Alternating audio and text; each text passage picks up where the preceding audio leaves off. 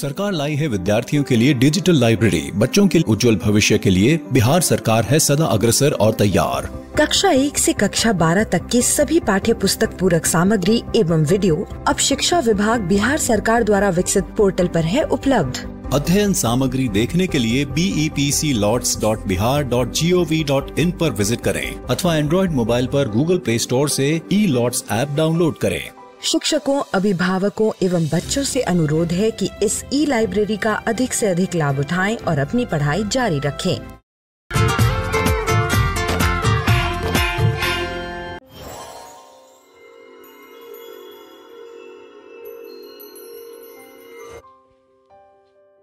बापू की कहानी, जिसमें हम बात करेंगे महात्मा गांधी के जीवन के बारे में।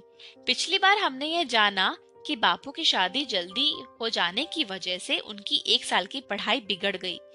बाद में उन्होंने खूब मेहनत करी, पढ़ाई में उनका मन लगने लगा, लेकिन व्यायाम करने से वो बचते थे। व्यायाम ना करने का नुकसान मोहन को उतना नहीं हुआ, पर एक दूसरी कमी की कीमत उन्होंने जीवन भर चुकाई, और वो थी बिगड़ी हुई लिखावट। उन्हें ये गलतफहमी हो गई थी कि साफ सुथरी लिखाई का शिक्षा से कोई लेना देना नहीं है। बड़े होने के बाद गांधी जी ने अपनी खराब लिखावट सुधारने की कई बार कोशिश करी, लेकिन बचपन की बिगड़ी आदत फिर ठीक नहीं हुई। उनका लिखा हुआ पढ़ना मुश्किल होता था। जब दूसरों के मोती के दानों जैसे साफ और सुंदर अक्षर दिखते, तब गांधी जी को पछतावा होता। वो कहते थे, खराब अक्षर अधूरी शिक्षा की निशानी मानी जानी चाहिए। हर एक नवयुवक और नवयुवती मेरे उदाहरण से सबक ले और समझे कि अच्छे अक्षर विद्या का आवश्यक अंग है। लड़कपन के 2 ही करीबी दोस्त मोहन को बात तक याद रहे। पहले ने उनका साथ इसलिए छोड़ दिया क्योंकि उनकी दोस्ती दूसरे से हो गई थी। ये दूसरा लड़का मोहन के मंझले भाई करसन दास का दोस्त था। दोनों की ही पढ़ाई में रुचि नहीं थी। दोनों बार बार फेल होकर मोहन की कक्षा में ही आ चुके थे। यह दोस्त दूर तक तेजी से दौड़ सकता था, ऊंचा कूद सकता था, लंबा भी कूद सकता था, दीवार चढ़ने में माहिर, खेल कूद में प्रवीण और सजा या पिटाई सहज ही सह लेता था। मोहन का स्वभाव एकदम उल्टा, डरपोक, शरीर से दुर्बल, ना दौड़ते बनता ना कूदते बनता। कोई डांट दे तो रो पड़ते, पिटाई सहना तो दूर की बात। दोस्त यह सब जानता था। जो कमियां हमें अपने आप में दिखती हैं, उन्हीं गुणों को हम दूसरों में खोजते हैं। मोहन अपने दोस्त से बहुत प्रभावित थे।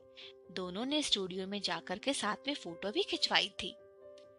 माँ, बड़े भाई और कस्तूरबाई ने मोहन को समझाने की खूब कोशिश की। वो कहते थे कि तुम खराब संगत में पड़ गए हो, तुम्हें अपना ध्यान देना चाहिए। मोहन ने उन्हें भरोसा दिलाया। उन्हें बात जमी नहीं, पर फिर भी उन्होंने मोहन पे विश्वास किया। वो जो चाहते थे उसे करने दिया गया। पर सच तो यह था कि मोहन अपने दोस्त के सम्मोहन में थे, जो सम्मोहन कई साल तक चला। उनका दोस्त कहता, हमारे बहुत से अध्यापक छिपकर मांस खाते हैं और शराब भी पीते हैं। राजकोट के बहुत से नामी गिरामी लोग भी, और हमारे विद्यालय के कई छात्र भी। इसीलिए तो हम लोग कमजोर हैं, क्योंकि हम मांस नहीं खाते। अंग्रेज मांस खाते हैं, इसीलिए ताकतवर है। तभी तो उन्होंने हमें गुलाम बनाया हुआ है। अपने दोस्त की ये सब बातें सुनकर मोहन को लगने लगा था कि यही समाज सुधार है। मोहन का परिवार एकदम पक्का वैष्णव शाकाहारी था, पर उनका मझला भाई करसन दास तो पहले से ही दोस्त के प्रभाव में मांस खाने लगा था। उनका दोस्त कहता, मुझे देखो, मैं मांस खाता हूँ, तुम्हारा भाई भी खाता है। हम दोनों तुमसे ज्यादा बलवान हैं, हिम्मत वाले हैं, हमें किसी का डर नहीं लगता। मोहन भी अपने दोस्त के जैसे निडर और बलवान बनना चाहते थे। देश को आजाद तो करवाना ही था, समाज सुधार भी तो करना था। सो एक दिन दोनों चुपके से नदी किनारे वीराने में चले गए। दोस्त ही सारा सामान लेकर आया था और उसी ने मांस पकाया। मोहन ने पहले कभी मांस देखा तक नहीं था। उसके घर में किसी को ये बात पता नहीं थी। मांस का स्वाद मोहन को चमड़े जैसा लगा। उन्हें उल्टी आने लगी तो थोड़ा सा खा के छोड़ दिया। उस रात बहुत तकलीफ हुई। जैसे ही नींद आती, उनको सपने में दिखता कि पेट में एक बकरी मिमिया रही है। वो चौंक कर उठते, फिर अपने आप को समझाते कि मांस खाना जरूरी है। दोस्त आसानी से हार मानने वाला नहीं था। वो तरह तरह के पकवानों में मांस मिला देता ताकि मोहन को भा जाए। यह सरकारी डाक बंगले में होता, जहाँ के बावर्ची को उसने पटा रखा था। ये सब साल भर तक चला। कोई 5-6 बार मोहन ने चोरी छिपे मांस खाया। खर्चा हमेशा दोस्त ही उठाता था, क्योंकि मोहन के पास तो फूटी कौड़ी भी नहीं होती थी। जब ऐसी दावत खाकर मोहन घर लौटते, तब भूखी नहीं बचती, तो वो घर में झूठ बोलते। माँ पूछती कि खाना क्यों नहीं खा रहे, तो मोहन कहते भूख नहीं है, पेट में गड़बड़ है। पर वो सोचते कि मैं ऐसे घर में कब तक धोखा देता रहूंगा। घर में झूठ बोलना उन्हें खराब लगता, इसलिए मांस खाने का अभ्यास उन्होंने टाल दिया और फिर सदा ही शाकाहारी रहे। लेकिन इस दोस्त का साथ और समय चला। कस्तूरबाई के बारे में भी इस दोस्त ने मोहन के कान भरे। वे अपनी पत्नी पर बेवजह शक करने लगे। कस्तूरबाई के पास मोहन की बदसलूकी सहने के अलावा कोई चारा नहीं था। मोहन के लिए दोस्ती कई तरह से भाग्य का कारण बन चुकी थी। वे इससे तभी छूटे जब उन्होंने अपने दोस्त को कुछ ऐसी खराब हरकतें करते देखा जिससे उन्हें धक्का लगा। आज के लिए इतना ही। अगली बार हम देखेंगे कि क्या हुआ था जब महात्मा गांधी ने चोरी की थी।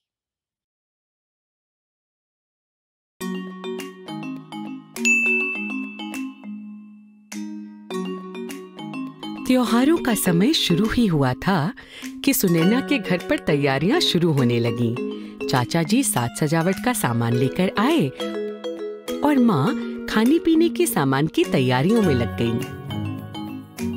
पिताजी घर की साफ सफाई में जुट गए। इस चहल पहल के बीच सुनैना अपनी गुड़िया हाथ में लेकर घूम रही थी। उसने अपने छोटे भाई मुकुल को खेलते देखा और पूछा, चाची जी कहाँ है मुकुल? सुनैना दीदी, माँ अपने कमरे में कपड़े सी रही हैं। ये सुनकर सुनैना भागकर चाची जी के पास गई। चाची चाची, आप मेरी मदद करोगी? हाँ सुनैना, बिल्कुल करूँगी। बताओ क्या बात है? बहुत सारे त्योहार आ रहे हैं और घर पर सब लोग नए कपड़े ला रहे हैं। मुझे भी अपनी गुड़िया के लिए तरह तरह के नए कपड़े बनाने हैं। इसमें मुझे आपकी मदद चाहिए होगी। मैंने अभी बहुत से कपड़े सिले हैं।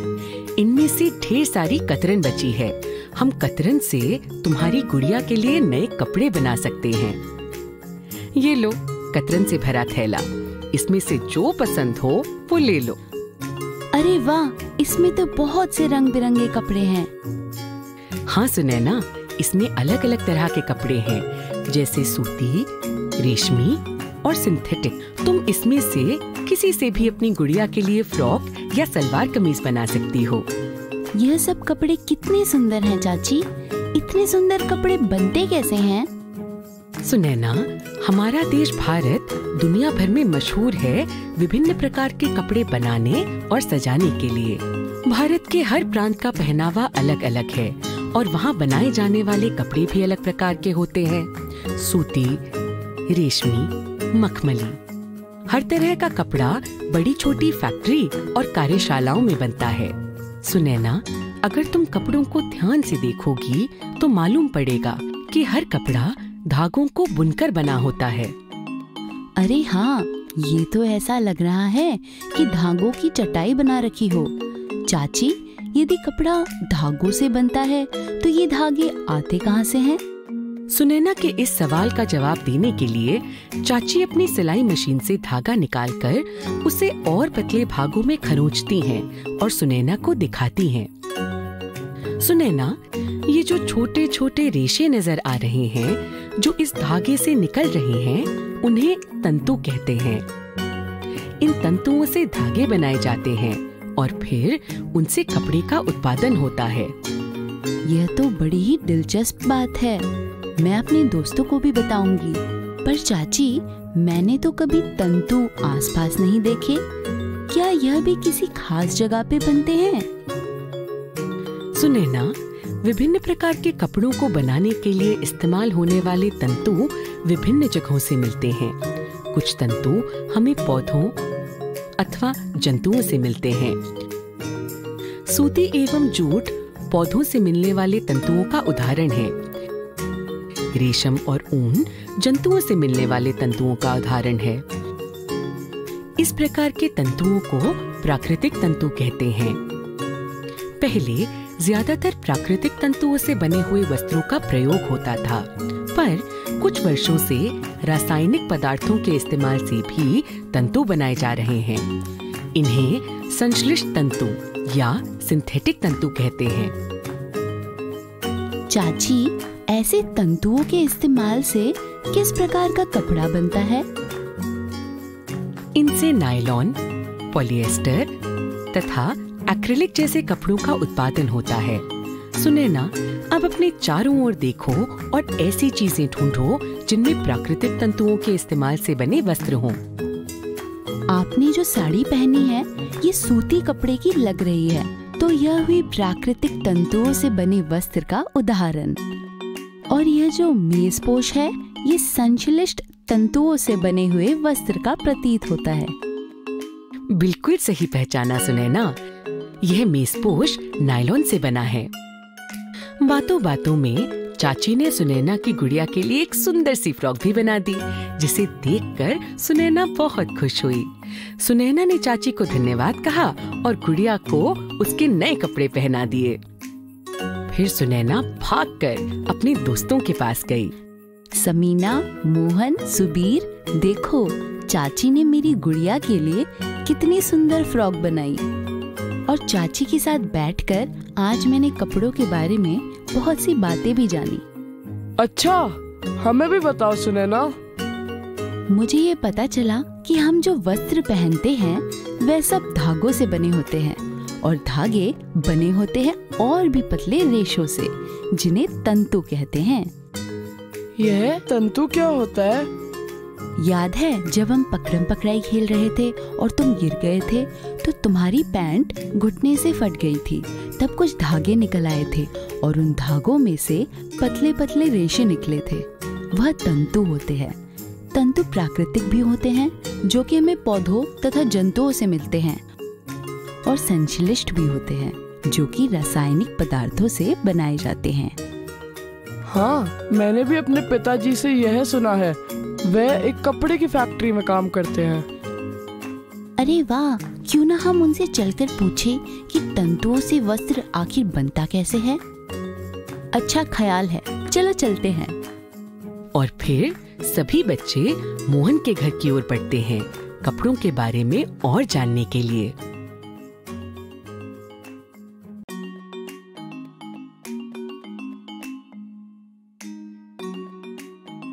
वस्त्रों और तंतुओं पर चर्चा करने के बाद सभी बच्चे मोहन के घर गए। मोहन के पिताजी कपड़ा बनाने की फैक्ट्री में काम करते हैं। सब बच्चे उनसे मिलने के लिए बहुत उत्साहित थे। मोहन के घर पहुंचते ही सब मोहन की माँ से मिले। अरे, आज सब बच्चे साथ में, कैसे हो सब? हाँ, अच्छे हैं आंटी। त्योहार की तैयारियां हो गईं? हाँ आंटी, मैंने तो चाची से अपनी गुड़िया के लिए नए कपड़े भी सिलवा लिए। इतने में मोहन के पिताजी काम से घर आ गए। सभी ने उनको नमस्ते कहा। अरे बच्चों, आज सभी को एक साथ देखकर बहुत अच्छा लगा। पिताजी, हम सब आपसे ही मिलने आए हैं। हमें कपड़ों के उत्पादन के बारे में कुछ जानना है। हाँ अंकल, हम जानना चाहते हैं कि कपड़ा बनता कैसे है। आपकी फैक्ट्री में कपड़ा बनता है ना? हाँ सुनैना, मैं अभी फैक्ट्री से ही वापस आ रहा हूँ। मुझे अच्छा लग रहा है कि तुम सब कपड़े के उत्पादन के बारे में जानना चाहते हो। अच्छा, पहले बताओ, क्या तुम्हें मालूम है कि कपड़ा किस चीज से बनता है? हाँ अंकल, चाची ने मुझे बताया कि कपड़ा तंतुओं से बनता है, और ये तंतु हमें पौधों और जीवों से मिल सकते हैं। अरे वाह सुनैना, बिल्कुल सही कहा। और यह तंतु विभिन्न प्रकार के होते हैं, जिनसे अलग अलग तरह के कपड़े बनते हैं। हाँ अंकल, जैसे सूती, जूट, ऊनी, सिंथेटिक इत्यादि। तुम सबको तो बहुत कुछ पता है। बच्चों, जहाँ मैं काम करता हूँ वहाँ सूती कपड़ा बनता है, तो मैं तुम सबको सूती कपड़ा कैसे बनता है इस बारे में विस्तार से बताता हूँ, ठीक है? जी अंकल। सूती कपड़ा रुई से बनता है। हमारे देश में बहुत सी जगह पर कपास की खेती होती है। कपास के पौधों में से रुई को चुना जाता है, फिर उनके तंतुओं को निकालने के लिए उन्हें ओटा जाता है। इस प्रक्रिया को कपास ओटना कहते हैं। एक बड़ी कंघी जैसे यंत्र की मदद से रुई को ओटा जाता है। पहले लोग हाथ से यह काम करते थे, पर आजकल मशीनों द्वारा भी यह काम होता है। फिर तंतुओं से कपड़ा कैसे बनता है? बताता हूँ बच्चों, सब बताता हूँ। 1 मिनट रुको। मोहन की माँ वहीं पास में दिए सजाने की तैयारी कर रही थीं। मोहन के पिताजी उनसे रुई का गोला ले आते हैं और बच्चों को दे देते हैं। बच्चों, ये लो रुई का गोला। चलो इससे दिए के लिए बातियां बनाने की कोशिश करो। जी अंकल।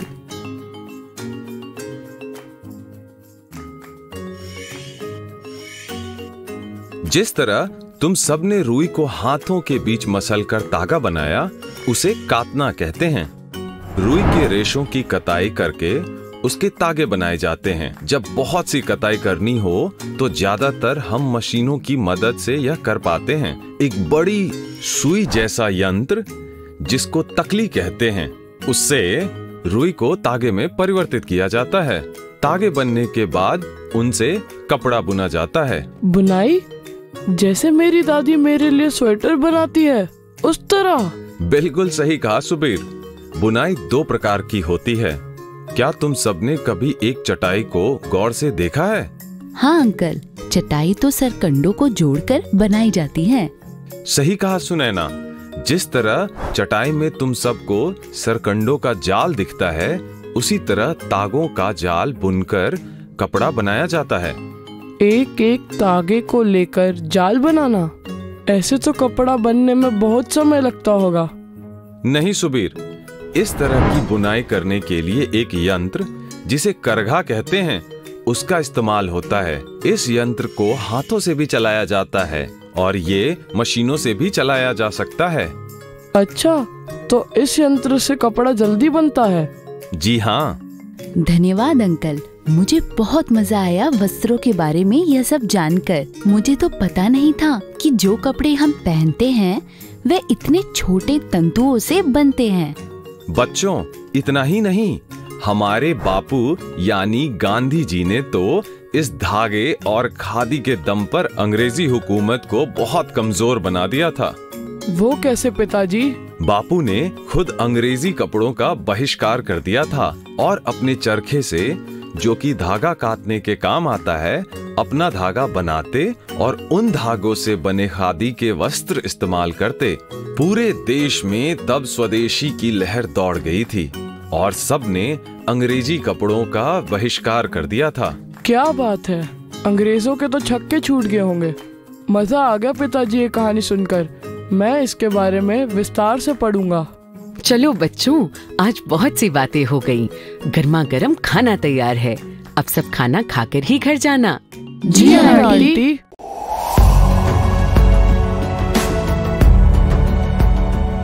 छठी से 10वीं कक्षा के विद्यार्थी ध्यान से सुने। खास आपके लिए हैं इंस्पायर अवार्ड्स मानक। जीएसटी और NIF द्वारा हर साल हो रहे इंस्पायर अवार्ड्स मानक के पहले राष्ट्रीय पुरस्कार विजेता हैं। विजेता आप भी हो सकते हैं, इसलिए किसी भी क्षेत्र में साइंस और टेक्नोलॉजी पर आधारित अपने इनोवेटिव आइडियाज के साथ तैयार हो जाइए। जानते हैं ना, आप में से 1 लाख स्टूडेंट्स को 10-10 हजार रुपए मिलेंगे अपने आइडियाज को प्रोटोटाइप बनाने के लिए। उसके बाद दुनिया सराहेगी आपका हुनर जब पहुंचेगा आपका आइडिया लोगों तक प्रोडक्ट के रूप में। तो अपने ओरिजिनल इनोवेटिव आइडियाज को स्कूल में जमा करें। बेस्ट आइडियाज आगे बढ़ाए जाएंगे ऑफिशियल वेबसाइट पर, और हाँ, जल्दी आज ही जमा करें। So good luck with inspire awards मानक।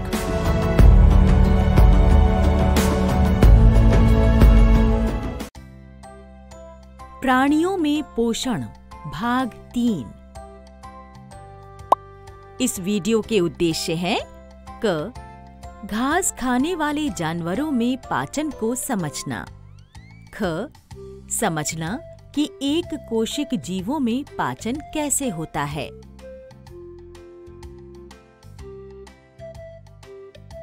नमस्कार दोस्तों, कैसे हैं आप सब?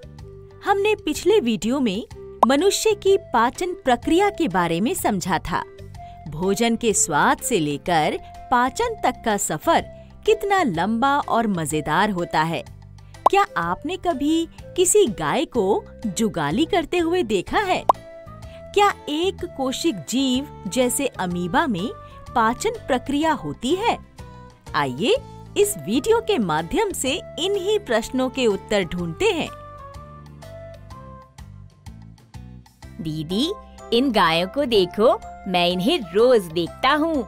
ये रोज ऐसे ही अपने मुंह में खाना चबाती रहती है। क्या ये सारा दिन कुछ खाती रहती हैं? हाँ रवि, अगर कोई इन्हें देखेगा तो स्वाभाविक सी बात है, ऐसा ही सोचेगा।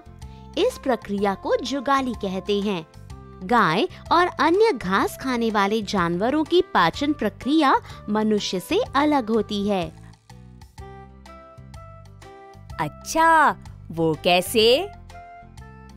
चल रवि, रामू काका की गौशाला में चलते हैं। वह हमें विस्तार से समझा पाएंगे। हाँ, ये तो बहुत अच्छा सुझाव है दीदी।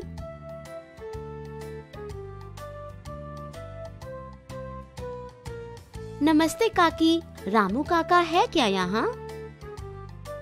नहीं बच्चों, वे तो शहर गए हैं। अच्छा काकी, आज स्कूल से लौटते समय रवि ने गायों की पाचन प्रक्रिया के संबंध में सवाल पूछे, तो मैंने सुझाव दिया कि क्यों ना हम रामू काका से आकर अपने सवाल पूछ लें। तुम दोनों कुछ देर प्रतीक्षा करो, वे कुछ देर में आने ही वाले हैं। ठीक है काकी, धन्यवाद। क्या हम गायों को चारा खिला सकते हैं?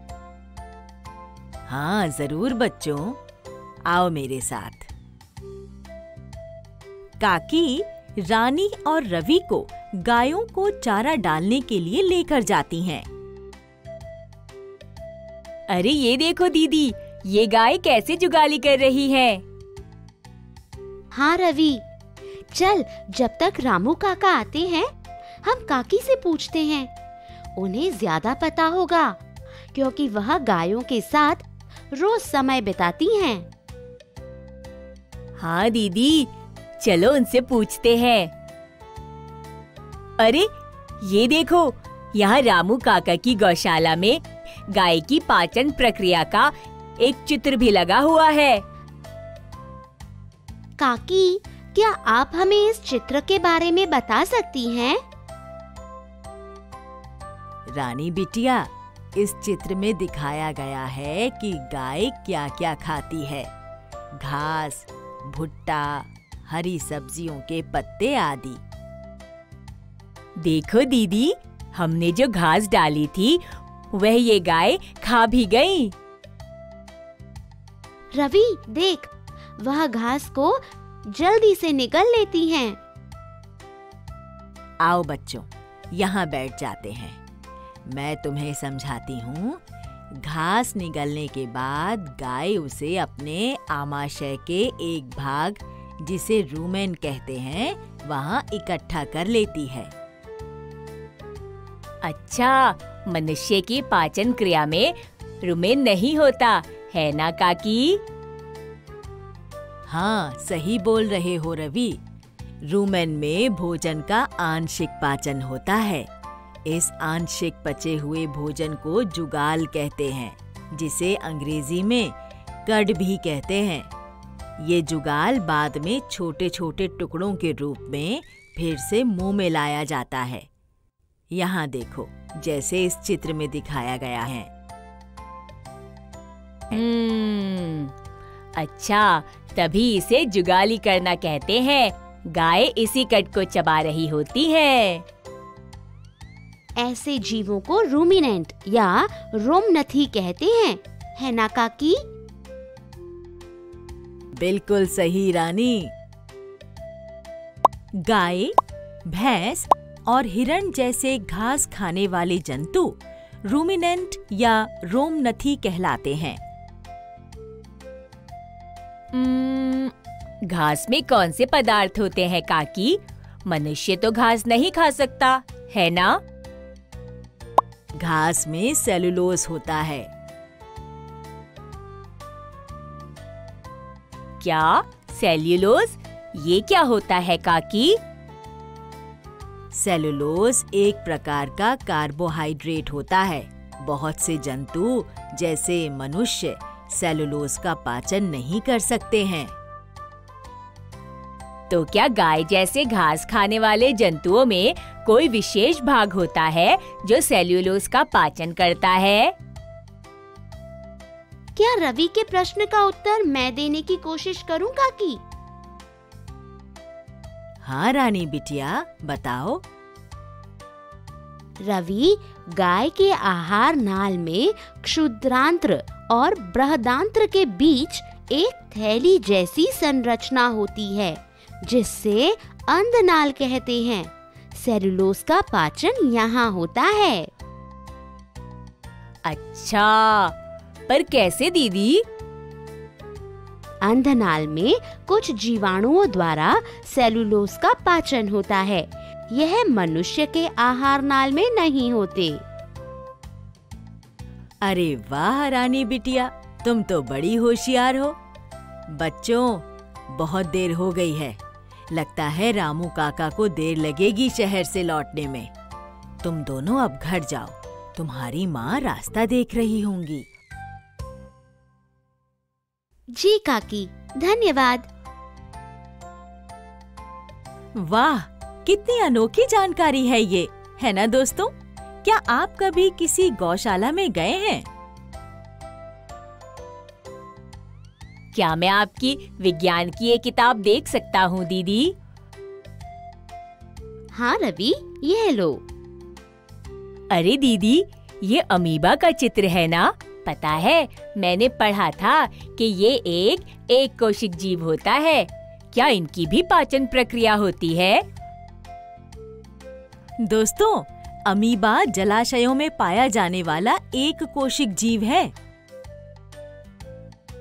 हाँ रवि, अमीबा और अन्य एक कोशिक जीवों में भी पाचन प्रक्रिया होती है। अरे, ये तो कितने आश्चर्य की बात है दीदी। क्या आप मुझे इसके बारे में बता सकती हैं? पता है रवि, कल स्कूल में एक विज्ञान की प्रदर्शनी है। वहाँ अलग अलग प्रयोग किए जाएंगे। मेरी कक्षा के कई विद्यार्थी एक कोशिक जीव जैसे अमीबा को माइक्रोस्कोप के द्वारा बच्चों को दिखाएंगे। तुम भी कल अपने दोस्तों के साथ वहाँ आना और अपने सारे सवाल भी पूछ लेना। ये तो बहुत मजेदार होगा।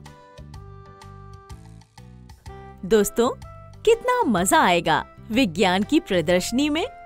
कितने अलग अलग प्रयोग होंगे वहाँ, और हम माइक्रोस्कोप की मदद से अमीबा को भी देख पाएंगे।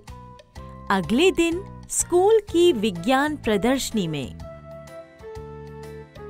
नमस्ते सूरज भैया, क्या मैं भी अमीबा देख सकता हूँ?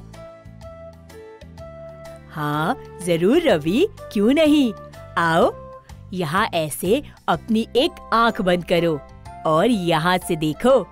बताओ क्या दिखा?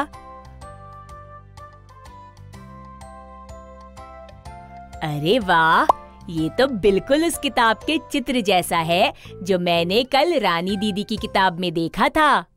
सूरज भैया, क्या आप मुझे अमीबा की पाचन प्रक्रिया के बारे में बता सकते हैं? हाँ रवि, जरूर।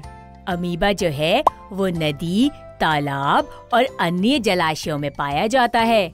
यहाँ देखो, इस पोस्टर में अमीबा की पाचन प्रक्रिया दिखाई गई है। पता है, अमीबा सूक्ष्म पौधों और प्राणियों को खाता है जो पानी में तैरते हैं, जैसे हम मुंह से खाते हैं और इस प्रक्रिया को अंतर्ग्रहण कहते हैं। वैसे ही अमीबा में भी इस प्रक्रिया को अंतर्ग्रहण कहते हैं। लेकिन भैया, अमीबा का तो मुंह नहीं होता, तो वह खाता कहाँ से है? रवि, अमीबा निरंतर अपनी आकृति और अवस्था बदलता रहता है। देखो, एक बार फिर माइक्रोस्कोप से उसकी अवस्था देखो।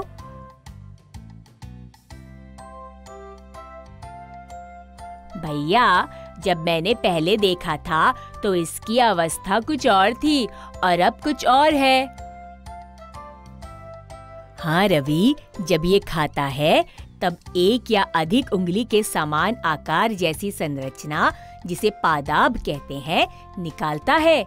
ये अमीबा को भोजन पकड़ने में सहायता करते हैं। अच्छा, ये तो बड़ी विचित्र सी बात है। भैया, यहाँ इस पोस्टर में पादाब दिखाए गए हैं, है ना? हाँ रवि, इस पोस्टर में अमीबा की पाचन क्रिया दिखाई हुई है। ये देखो फिर, खाद्य पदार्थ अमीबा की खाद्य धानी में फंस जाते हैं और खाद्य धानी में ही खाद्य रस स्रावित होता है, जो खाद्य को सरल पदार्थों में बदलता है। ये कितने सूक्ष्म जीव है, पर पाचन प्रक्रिया बिल्कुल मनुष्य की तरह है। हाँ रवि, तभी तो हम इन्हें माइक्रोस्कोप की मदद के बिना नहीं देख सकते। ओह, तो क्या अमीबा में भी भोजन का अवशोषण होता है? हाँ रवि, पचा हुआ खाद्य धीरे धीरे अवशोषित होता है। पता है रवि, अवशोषित पदार्थ अमीबा की वृद्धि रखरखाव के लिए काम आता है और अपचित खाद्य खाद्य धानी द्वारा बाहर निकाल दिया जाता है। अच्छा, तो इसका मतलब है कि सभी प्राणियों में, चाहे वो बड़े हो या छोटे, पाचन प्रक्रिया लगभग एक जैसी होती है। हाँ रवि, भोजन का अंतर्ग्रहण, पाचन और उसकी वजह से जो हमें ऊर्जा मिलती है, वह हमारे शरीर के दिन भर के कार्य और अलग-अलग प्रणालियों के लिए बहुत महत्वपूर्ण है। धन्यवाद भैया, आपने मुझे माइक्रोस्कोप से अमीबा दिखाया और इतनी महत्वपूर्ण जानकारी भी दी। तो दोस्तों, आशा करते हैं कि आपने घास खाने वाले जानवर जैसे गाय और एक कोशिक जीव जैसे अमीबा में पाचन क्रिया के बारे में समझा होगा। अगली बार जब आप किसी गाय को जुगाली करते हुए देखेंगे तो आपको पता होगा कि वो ऐसा क्यों कर रही है। चलिए दोस्तों, अब हम अगले वीडियो में मिलेंगे।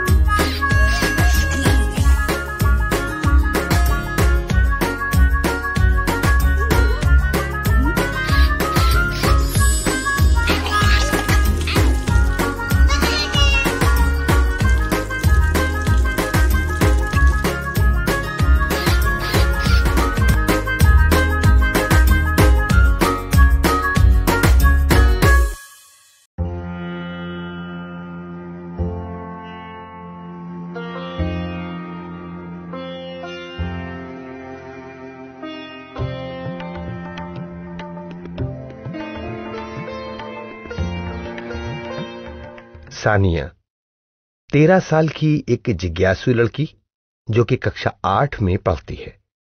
वो शहर में रहती है और अपने चाचा जी के घर गांव घूमने गई है। कबीर सानिया का बड़ा भाई है जिसकी उम्र 14 साल है। वो सभी गतिविधियों और खोजों में सानिया की मदद करता है। चाचा जी एक किसान हैं, उम्र 40 वर्ष। चाचा जी लगभग सभी चीजों की समझ बनाने में सानिया की मदद कर रहे हैं। दोस्तों, मेरा नाम सानिया है। मुझे विज्ञान में बहुत रुचि है। आज मैं अपनी चाची जी से मिलने उनके गांव जा रही हूँ, अपने भाई कबीर और माता जी के साथ। ये ट्रेन को दूसरी पटरी से कहाँ ले जा रहे हैं? अरे, ये ट्रेन के अंदर क्या भर रहे हैं? हाँ, मैंने पढ़ा है, इसे शंटिंग कहते हैं। इस समय वो ट्रेन की साफ सफाई करते हैं और उसको अगले सफर के लिए तैयार करते हैं। सही कहा कबीर। शंटिंग का सबसे जरूरी हिस्सा होता है ट्रेन की तकनीकी खराबियां चेक करना और इसमें ईंधन भरना। ईंधन मतलब चाचा जी?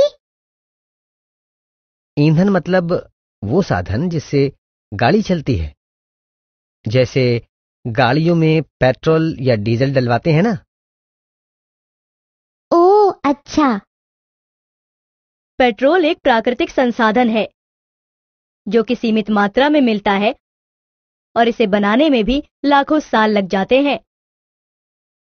सानिया, कबीर, क्या तुम्हें पता है कि पेट्रोल और डीजल पेट्रोलियम नाम के पदार्थ से बनते हैं? पर ये पेट्रोलियम कैसे बनता है? दोस्तों, क्या आप मुझे बता सकते हैं?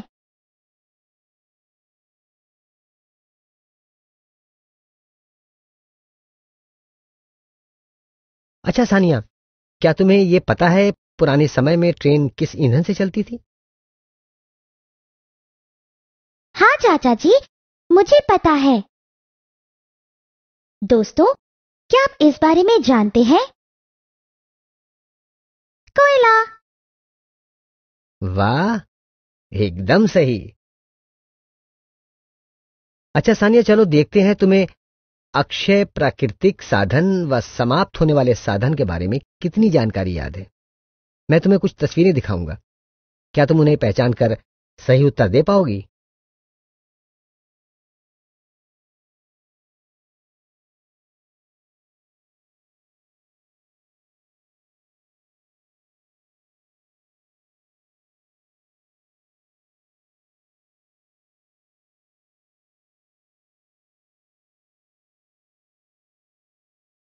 दोस्तों, आप मेरी सहायता करेंगे ना?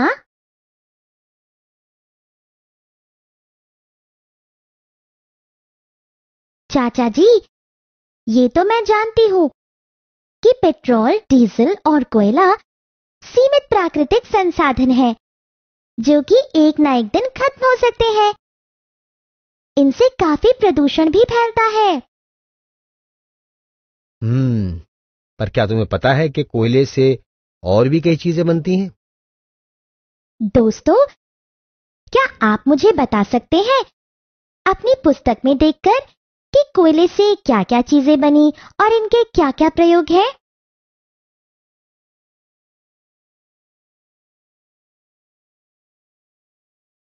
तो समझे किस प्रकार से कोयले ने चलने का साधन दिया। कोलतार से सड़कें बनी, कोयले से रेल चली। आजकल बहुत अधिक पेट्रोल, डीजल आदि के प्रयोग से प्रदूषण काफी बढ़ गया है और इनके दाम भी दिन ब दिन बढ़ते जा रहे हैं। पर इसका कोई उपाय होगा? दोस्तों, क्या आप सोच के बता सकते हैं?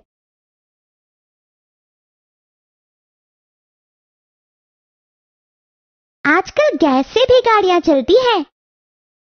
मुझे याद है, पापा ने गाड़ी में सीएनजी किट लगवा लिया है।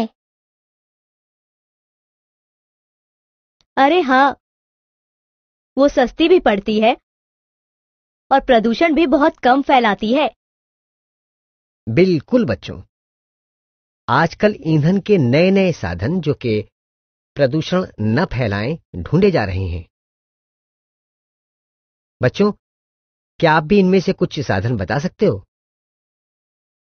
एक तो बैटरी से चलने वाली गाड़ियां और रिक्शे ही हैं। पेट्रोलियम के साथ सिर्फ गैस नहीं, कई और लाभदायक वस्तुओं का निर्माण हुआ जो कि सही कार्य में प्रयोग की गई। चाचा जी, पेट्रोलियम समुद्र में ऑयल रिग्स में निकाला जाता है। समुद्र तो बहुत बड़ा है, इसलिए अभी तो हमारे लिए बहुत सा पेट्रोलियम बाकी है। ओहो भैया, आप जानते हैं ना, जो शुरू हुआ है वो खत्म अवश्य होता है। आप तो जानते ही होंगे, पेट्रोल डीजल जैसे ईंधन के निर्माण में लाखों साल लग जाते हैं, तो ये समाप्त होने वाले प्राकृतिक साधन हैं जो ऐसे नहीं खो सकते। साथ ही ये जितने लाभकारी हैं उतने नुकसानदेह भी। सीएनजी और एलपीजी के प्रयोग प्रकृति के लिए स्वच्छ हैं, इसलिए उनके प्रयोग पर ज्यादा विचार किया जाता है। तो हमें ज्यादा से ज्यादा वैकल्पिक ईंधन या स्वच्छ ईंधन प्रयोग में लाना चाहिए, जैसे सीएनजी आदि। इन ईंधनों का समझदारी से उपयोग कर अपनी धरती को भी प्रदूषण, जलवायु परिवर्तन आदि समस्याओं से बचाना है। हमने सीखा प्रकृति से हमें पेट्रोलियम, कोयला आदि जैसे समाप्त होने वाले प्राकृतिक संसाधन मिले। अक्षय प्राकृतिक संसाधन भी प्रकृति की देन है, जो कि असीमित है, जैसे सूर्य का प्रकाश, वायु आदि। पेट्रोलियम के संघटक ईंधन, गैस, मोम, तेल, प्राकृतिक गैस। कोयला और उसके रूप जैसे कोक, कोलतार, कोयला गैस, प्राकृतिक गैस, सीएनजी आदि स्वच्छ ईंधन। ईंधनों का समझदारी से उपयोग कर अपनी धरती को भी प्रदूषण, जलवायु परिवर्तन आदि समस्याओं से बचाना चाहिए।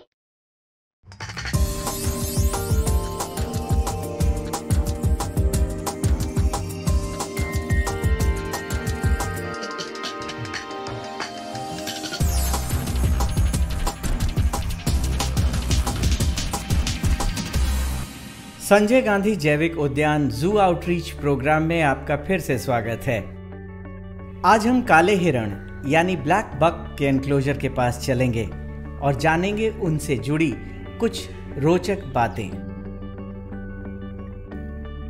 काला हिरण भारतीय मृग के नाम से भी जाना जाता है। इसे अंग्रेजी में ब्लैक बक कहा जाता है, जबकि इसका वैज्ञानिक नाम एंटीलोप सर्विकार्पा है। ये पूर्णतः शाकाहारी होते हैं और घास खाना इन्हें बेहद पसंद है। इसीलिए ये ज्यादातर घास वाले मैदानों और हल्के घने जंगलों में पाए जाते हैं, जहां आसपास बड़ी नदी और तालाब हों।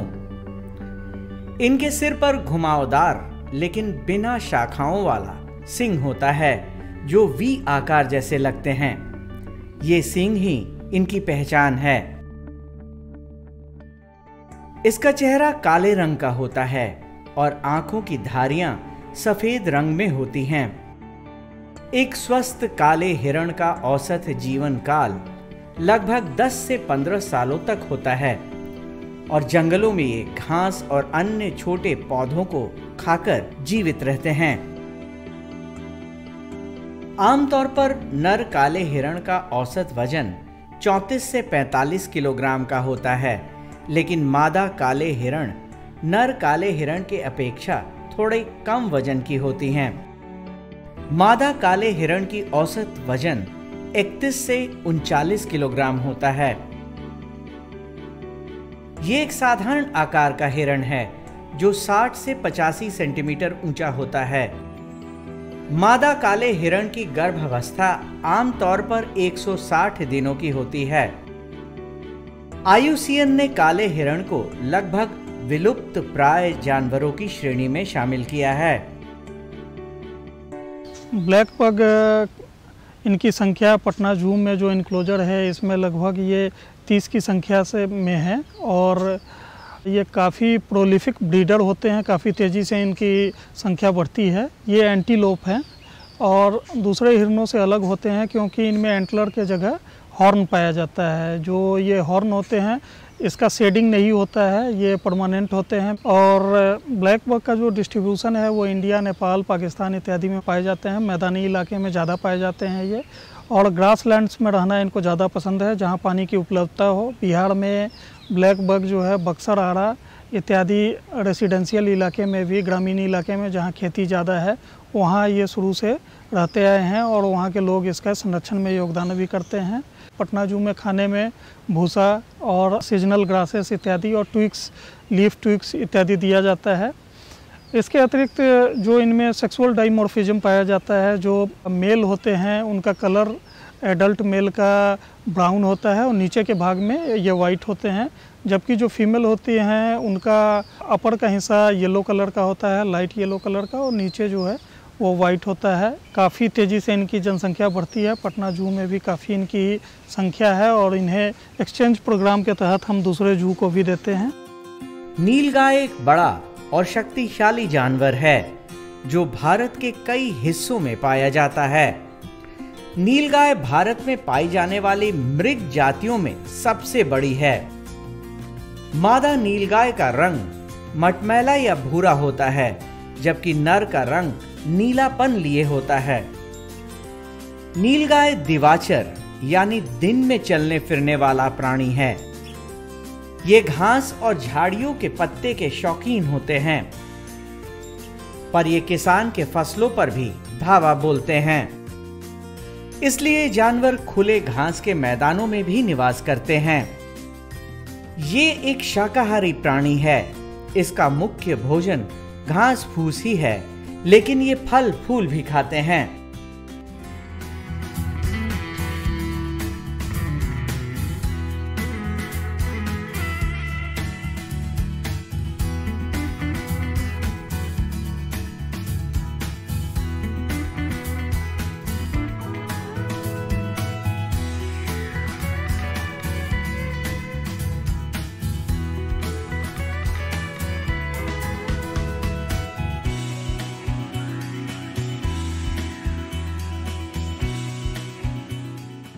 नर 4 सालों में और मादा 2 से 3 सालों में प्रजनन योग्य हो जाती है।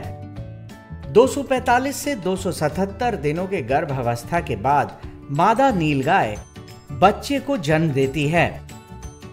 बच्चों की संख्या 1 से 2 तक हो सकती है। बच्चा जन्म के कुछ ही समय बाद अपने पैरों पर खड़ा हो जाता है। नर नीलगाय मादा से शरीर और वजन में ज्यादा होता है। नर का वजन करीब 200 से 240 किलोग्राम तक होता है, जबकि मादा का वजन 150 से 200 किलोग्राम तक होता है। नर नीलगाय 130 से 150 सेंटीमीटर लंबा होता है, जबकि मादा नीलगाय 100 से 130 सेंटीमीटर लंबी होती है। जैसा कि नाम से ही प्रसिद्ध है, इसे अंग्रेजी में बुलबुल भी कहा जाता है और हिंदी में नीलगाय कहा जाता है। आज के बदलते परिवेश में ये पूरे जंगल में तो मिलते ही हैं, जंगल के अलावे कृषि वाले जगह पे, खेती बाड़ी जहाँ होती है उस जगह पे भी पाए जाते हैं। ये नीलगाय जो हैं भारतीय अनुसूची में शेड्यूल के 3 के प्राणी हैं और ये काफ़ी फास्ट ब्रीडर हैं। जंगल में बाघ इनका बहुत चाव से शिकार करके खाते हैं और एक मुख्य प्रजाति है जंगल में जो बाघों की उपस्थिति को भी दर्शाता है। संजय गांधी जैविक उद्यान में इनके रख रखाव के लिए ये एक शेड बनाया गया है, छाया है जहाँ पे पानी की व्यवस्था की गई है। मुख्य रूप से इनके आहार में घास, पत्ते, फल, दाने इत्यादि होते हैं। यहाँ पे हम लोग इनको डियर मेस भी देते हैं, स्वच्छ पानी भी प्रदान किया जाता है और स्वास्थ्य की बराबर देखभाल होती है। संजय गांधी जैविक उद्यान में नीलगाय और काले हिरण अपनी खूबसूरती के कारण दर्शकों को बेहद पसंद हैं। यहाँ आने वाला हर दर्शक इनके एनक्लोजर के पास जरूर आता है और इन्हें देखता है। आज के एपिसोड में बस इतना ही। कल फिर मिलेंगे पटना जू शो में एक नए एनक्लोजर के पास एक नए जानवर के साथ। तब तक के लिए नमस्कार।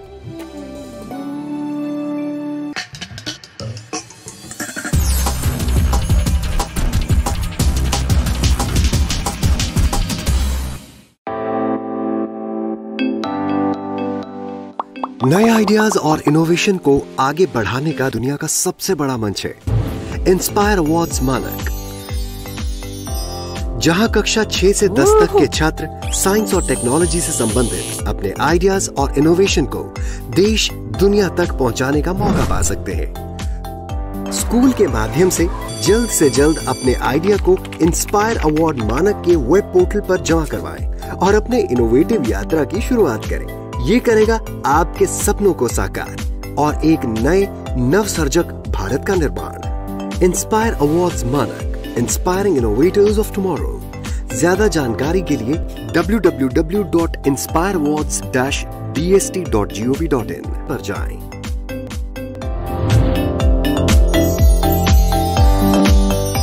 सरकार लाई है विद्यार्थियों के लिए डिजिटल लाइब्रेरी। बच्चों के उज्जवल भविष्य के लिए बिहार सरकार है सदा अग्रसर और तैयार। कक्षा 1 से कक्षा 12 तक की सभी पाठ्य पुस्तक पूरक सामग्री एवं वीडियो अब शिक्षा विभाग बिहार सरकार द्वारा विकसित पोर्टल पर है उपलब्ध। अध्ययन सामग्री देखने के लिए BEPCLOTS.bihar.gov.in पर विजिट करें अथवा एंड्रॉइड मोबाइल पर गूगल प्ले स्टोर से E-LOTS ऐप डाउनलोड करें। शिक्षकों, अभिभावकों एवं बच्चों से अनुरोध है कि इस ई लाइब्रेरी का अधिक से अधिक लाभ उठाएं और अपनी पढ़ाई जारी रखें।